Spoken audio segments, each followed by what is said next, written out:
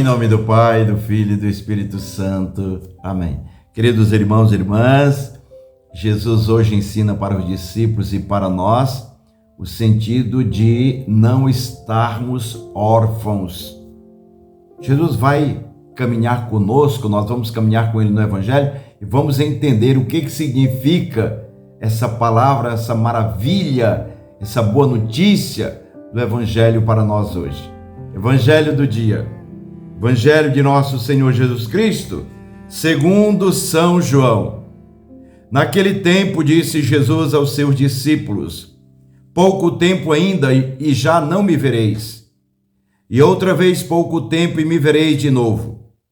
Alguns dos seus discípulos disseram então entre si: o que significa o que ele está nos dizendo?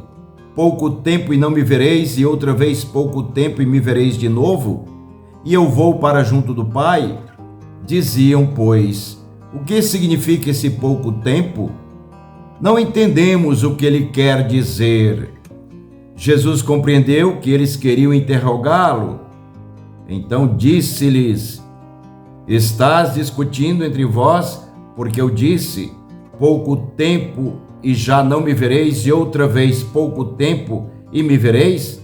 Em verdade vos digo, vós chorareis e vos lamentareis, mas o mundo se alegrará. Vós ficareis tristes, mas a vossa alegria se transformará, mas a vossa tristeza se transformará em alegria. Palavra da salvação. Glória a vós, Senhor. Vejam, queridos irmãos e irmãs, é evidente que se nós estivéssemos lá, junto com os discípulos, ouvindo Jesus, a sua boa notícia, nós não iríamos entender também. Nem eu, nem você, porque Jesus estava falando de algo do amanhã, aquilo que vai acontecer daqui a pouco. Não no nosso tempo, mas no tempo de Deus. O tempo de Deus, a graça de Deus, no tempo cronológico, no nosso tempo temporal, no nosso espaço temporal. Então vejam, os discípulos, Jesus está dizendo que pouco tempo vai ficar com eles e depois pouco tempo já não me vereis. E os discípulos não entenderam, mas queriam aprender, estavam querendo participar desse ensinamento de Jesus, que é a novidade, falando de hoje, mas já se referindo no amanhã. Então Jesus vai e fala para eles, no sentido de: vocês estão discutindo porque eu falei pouco tempo ainda não me vereis, pouco tempo e não me vereis, outra vez pouco tempo e me vereis de novo? Vocês estão se interrogando por causa disso? E aí Jesus fala: em verdade vos digo, vós chorareis e vos lamentareis, mas o mundo se alegrará. Vós ficareis tristes, mas a vossa tristeza se transformará em alegria. Ora, queridos irmãos e irmãs, o mundo se alegrará porque não verá mais a pessoa física de Jesus, ou seja, aqueles que eram contrários ao Senhor, aqueles que não queriam ouvir a sua palavra, aqueles que não queriam dar uma oportunidade a si mesmo para que pudesse ter um sentido, buscar, viver o sentido pleno da vida, naquela palavra, naquele homem, naquele que é o Salvador. Então eles se alegraram por não verem mais o Senhor, porque não queriam fazer parte com o Senhor. E os discípulos ficam tristes, choram, se lamentam, porque não tem mais a presença de Jesus.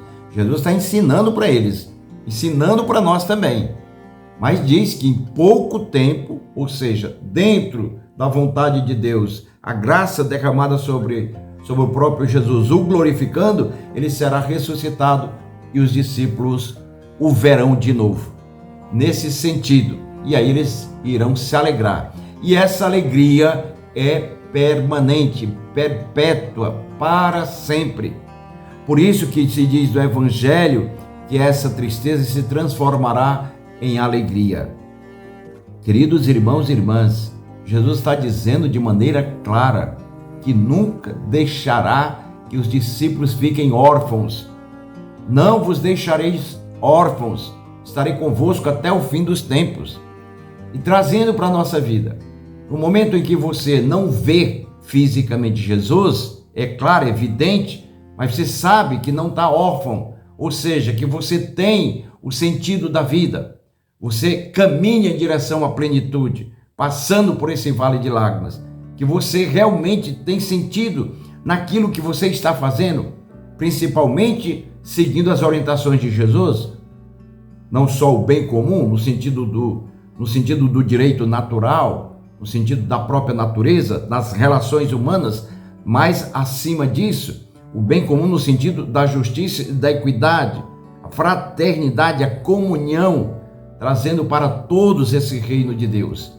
Por isso que os discípulos se sentem atraídos por essa palavra, mas na expectativa, na esperança, assim como também nós.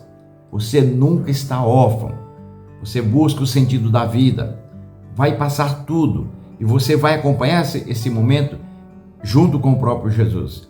Ele disse: nunca estareis órfãos, eu estarei convosco até o fim dos tempos. Claro que nós deveremos passar pelo momento da tristeza, mas não ficar na tristeza. Passar pelo momento do sofrimento, mas não ficar no sofrimento. E assim nós vamos acompanhando a Jesus na mesma trajetória que os discípulos fizeram e proclamando que Ele é o nosso Deus, o nosso Salvador. Pai, Filho e Espírito Santo. Amém.